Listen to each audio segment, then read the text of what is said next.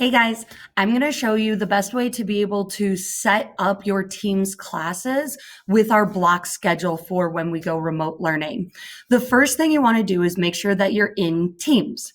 Make sure that you're in the Teams section on the left-hand side here. Now, I have these mock classes set up to follow a 7th grade schedule. So that way you could see how it'll look on the student's end when they have all their classes built. I've built a repeating class for each one of my courses here. So I'm going to do one last one to show you the process for social studies 7th period. I clicked on the class. And then up here at the top right-hand corner, you'll see Meet. You want to click the down arrow for more options. You want to schedule a meeting. Now, we're going to make this meeting open, and the only time students can come into it is when you allow them in. So I'm going to put that it's an all-day meeting. Now, the reason we can't schedule the time is because it does not allow for the block schedule in Teams. It's one of the limitations. And if you do try to get it to repeat every other day, it includes Saturdays and Sundays, and it messes up the system. So this is the best way the tech team has found so far. So we are going to add our title. It's important that you say period 7 and then the subject. The reason it's important for all of us to start with what period it is and type it out the same way is because it alphabetizes it for the students. This way, if we all say period 1 with whatever subject you're teaching, it will show up for the students in the order of their day. So if we do this, it'll make it much better on their end. So I'm setting up a period 7 social studies. It really doesn't matter the start date because it just matters when you're going to be running that class.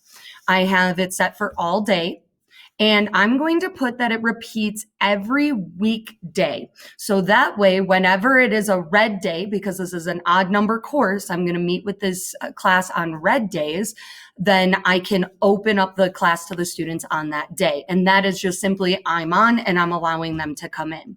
So that's it. Title it, select all day, select occurs every Monday through Friday. Press send. This will send an email notification to all of your students. It'll at least send them a Teams notification depending on their settings because they'll see this meeting is now scheduled in their class.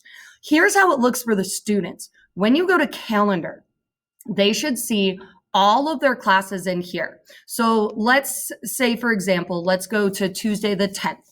I can see that I have a math class, period 1, language arts, band, Spanish, advisory, science, social studies for this mock schedule. Now, when Schoology goes down, students can still access the class from here. So they would just click on the class. Let's say it's period 1, red day, they click math, and then they can click join right from there. They will have to keep track of if it's a red day or green day, and they will have to keep track of what time their classes are. That's why they were given these wonderful schedules during advisory to help them keep track of that, just like they do any normal schedule. Now, one other thing we can do is we can click on this and we can go to this meeting. I double clicked it from the calendar to get to here. See here where it says click here to join the meeting. If you right click there, copy the link. I'm going to take this link and now I'm going to put, in fact, let me go to my social studies one. Even though it's a mock class, I'm going to click here and now I'm going to get the link for this social studies class. I'm going to copy link and then I'm going to go into my Schoology page here. And I am just right at the top. If you press this dotted line at the top, it'll make sure that it adds it at the top so you don't have to drag it later. I'm just going to add a link and I'm going to click link.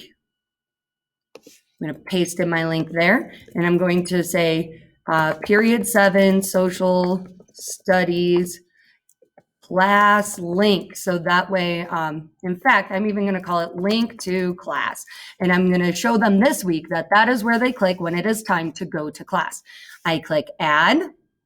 And they will see it right on their screen. If you need any help setting any of these up, feel free to see any tech team members.